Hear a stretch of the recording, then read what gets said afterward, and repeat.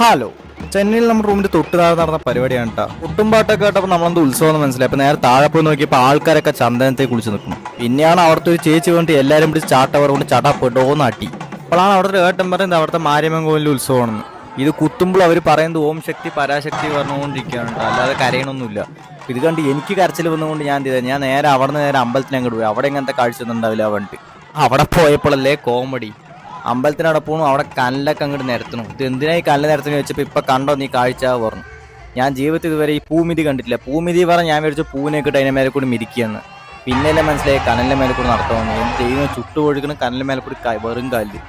അതിൻ്റെ അടുത്ത് നിൽക്കുമ്പോൾ തന്നെ ചൂടടിച്ചിട്ട് എനിക്ക് നിൽക്കാൻ പറ്റില്ല. അപ്പം അതിന് മേലെ കൂടി നടക്കുന്ന അവരുടെ അവസ്ഥ, ഈ കനലിൽ കൂടി നടന്ന അപ്പുറത്ത് കഴിഞ്ഞാൽ പരിപാടി അവസാനിച്ചുട്ടോ. നമ്മുടെ ഇന്ത്യ മഹാരാജ്യത്തിൻ്റെ പ്രത്യേകത ഇതാണ്, ഓരോ നാട്ടിലും ഓരോ തരം ആചാരങ്ങളും അനുഷ്ഠാനങ്ങളുമാണ്. അപ്പോൾ അടുത്ത വീഡിയോയിൽ കാണാട്ടോ. ശരി എന്നാ.